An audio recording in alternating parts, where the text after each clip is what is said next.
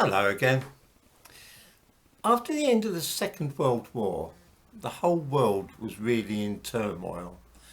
The creation of Pakistan led to the creation of 5 million Hindu and Sikh refugees who fled towards India, and at the same time, roughly the same number, about 5 million Muslims, became refugees heading towards the newly created state of Pakistan.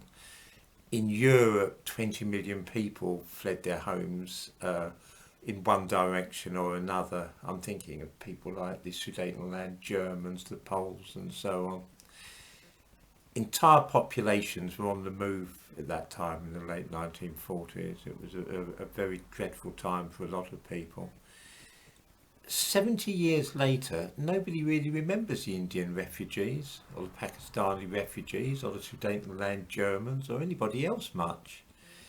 The reason being that all those refugee problems were solved fairly swiftly. Okay, a much smaller problem took place in North Africa and the Middle East. I say much smaller, I mean the Indian refugee situation was 10 times worse.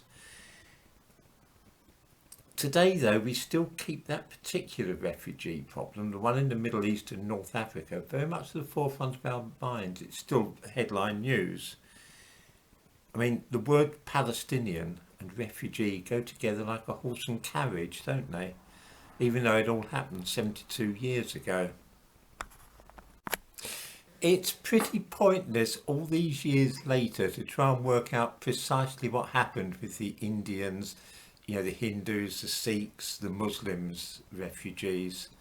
Were they driven from their homes? Did they flee in terror because of the fear of violence?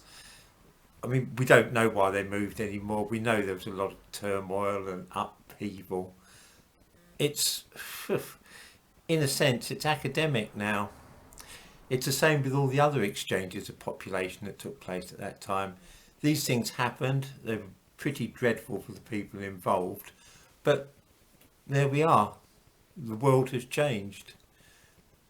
We don't really fret now about the property of the Sudetenland Germans or demand restitution or try and insist that various Poles are allowed to move back into one country or another. It's ancient history in a sense. It's pretty much the same thing with the exchange of populations which took place between Palestine and the surrounding countries.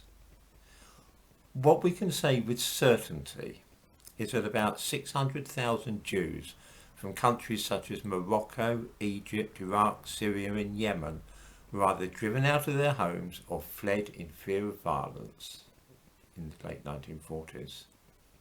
They sought refuge in the newly created state of Israel, and at about the same time, roughly the same number of Arab refugees, mainly Muslims, either were driven from their homes or fled for fear of violence or for whatever other reason in the opposite direction, from Israel to neighbouring countries.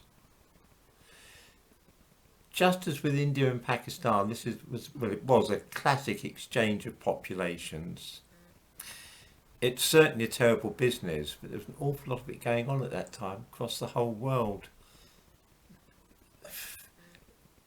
So yes, the situation with the Arab refugees and the Jewish refugees in North Africa and the Middle East was certainly dreadful, but the situation in India and Pakistan involved 10 times as many people.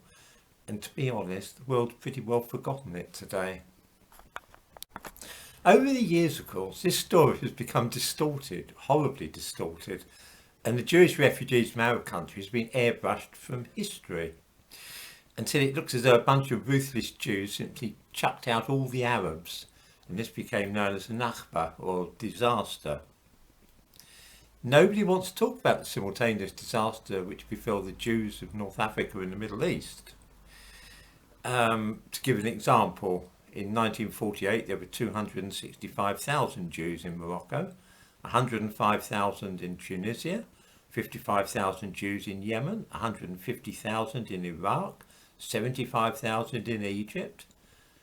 Where do people think all these Jews are now? Because they're not in those countries anymore, not in those Arab countries at all anymore. The answer is, of course, they're in Israel. The majority of the Jews in Israel are descendants not of Ashkenazi Jews, but of the Sephardim who lived in those Arab countries. The question we need to ask is this. Israel made superhuman efforts to absorb those 600,000 or 700,000 refugees from the Arab world. And they didn't, they successfully absorbed them into society. And now nobody remembers those Jewish refugees. Why didn't the Arab countries make corresponding efforts to absorb the refugees from Israel? The answer to this question is horribly simple. It is, of course, that Jews were involved.